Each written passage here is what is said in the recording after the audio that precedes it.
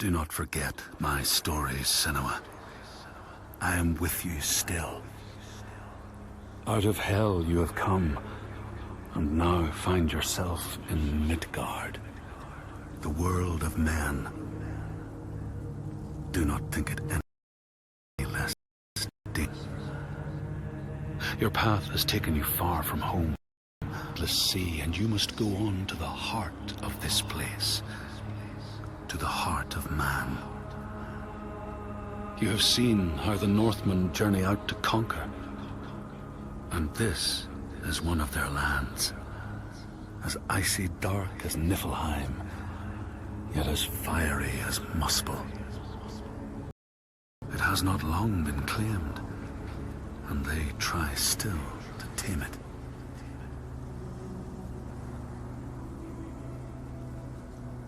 The Skald's verse speaks of a man called Grettir the Strong. A strange and bloody life he led. And it happened in this land you have come to. Listen to his story, Senua, for it may in some small way illuminate your own.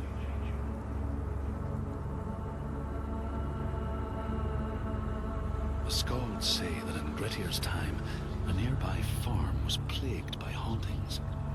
A shepherd called Glamour was killed by some evil force, found dead in the snow, bloated and black. His body could not be taken to burial, because he was held fast to the ground. So it was left. 3 days after his death, the body was missing.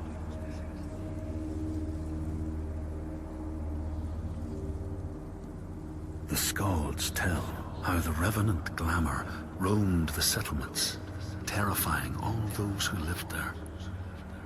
Each one he killed, in turn, rose to walk beside him. Thus, evil begets evil. But the man Grettir was overbearing, and thought the Droiger no match for his strength.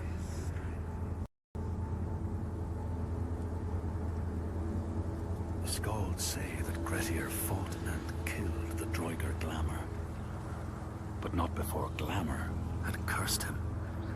His strength would be turned against him, his deeds bring death and exile, and he would be always before Grettir's eyes, making him afraid to be alone.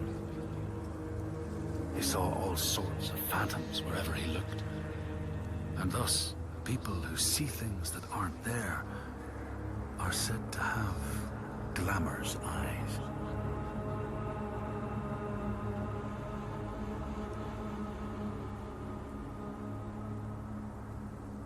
The Skalds tell how in the time of Grettir's kinsman Thorgrim, there was a terrible famine.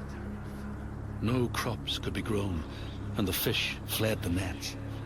It lasted years, and the people were desperate. There was no respite even in spring, since terrible gales from the north would rise up and set in for weeks. This is a cold and unforgiving land, Senua.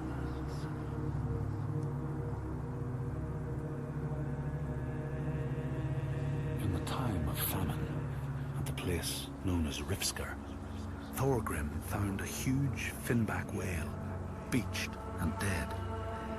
His neighbor, Thorfinn, had already found it and was in the process of flensing it. But Thorgrim claimed it as his own. Thorfinn said he would not give it up without a fight. If that's what you want, Thorgrim said, let it be so. And he launched a blow at Thorfinn, cutting off his head in one strike.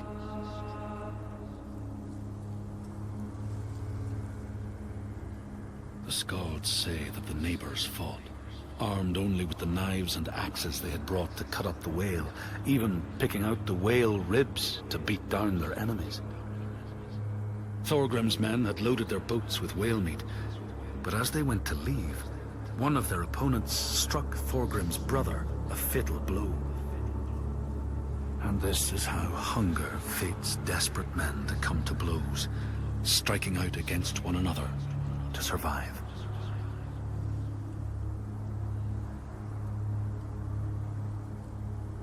The Skalds speak of the time Grettir, traveling with some others, ran into rough weather and docked their boat on an island. They had not brought fire with them, and the merchants complained bitterly. Seeing a great fire blazing on the other side of the strait, Grettir said he would swim over to fetch it. He took off his clothes and struck out across the water, wearing nothing but a cloak.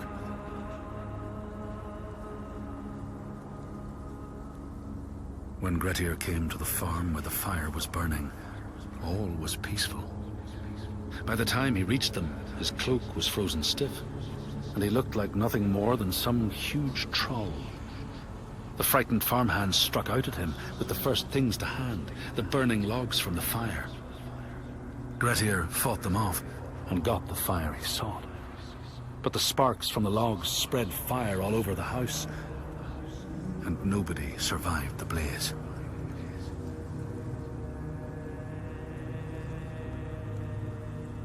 The Skalds say that Grettir swam back across the strait, keeping the fire safe from the water. His friends applauded Grettir's bravery, but when word spread about the massacre at the farm, people took against Grettir. Nobody wanted anything to do with him, and when the news reached the Althing in the summer, Grettir was pronounced an outlaw. All doors would hence be shut to him.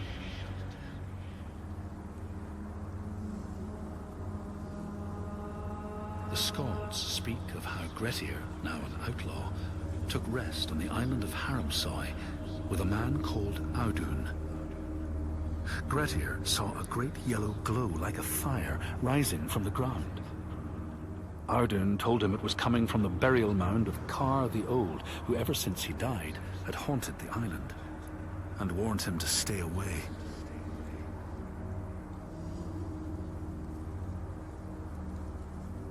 The Skalds say Grettir wanted the sword that was buried in Kar's howe, and would not be deterred from seeking it. He broke the mound open and started digging until he reached the timber props. By this time it was night.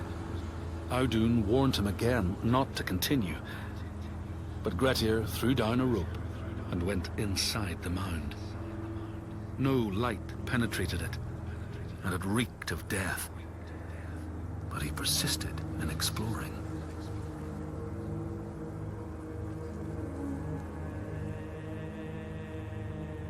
Grettir found the sword he was seeking, Kar's loom, buried in the grave mound.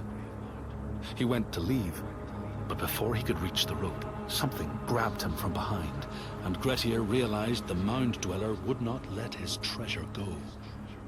The two fought ferociously until Grettir got the advantage and chopped off the revenant's head. But Kar's loom would prove his undoing, fated to be the sword that killed him.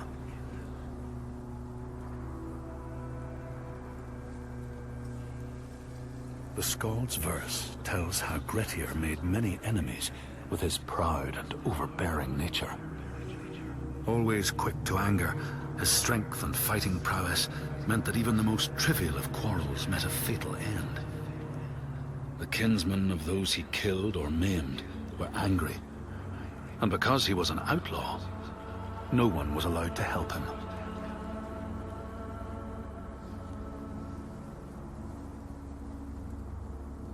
The outlaw Grettir fled to the island of Drangi. His enemies knew he was there, but he was still so strong and fierce, nobody could shift him. Thorbjorn, first among his foe, sent his foster mother to see Grettir. She was a Seithkona, and very wily. She enchanted a tree branch and sent it to wash up on Drangi. Grettir tried to cut it up for firewood, but his axe flew back and struck him in the leg. The wound blackened and festered, and Grettir feared his time was close.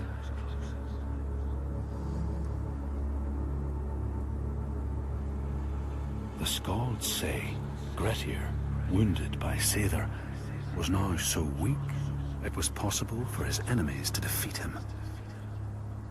Under cover of night, Thorbjorn and his men attacked his shelter.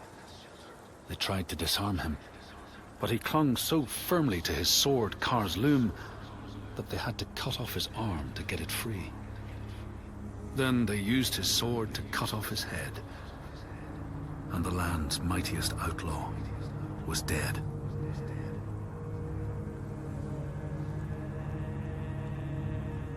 As the Droigar glamour had predicted, all Grettir's brave and fine deeds brought him misery. So fate makes prisoners of us all.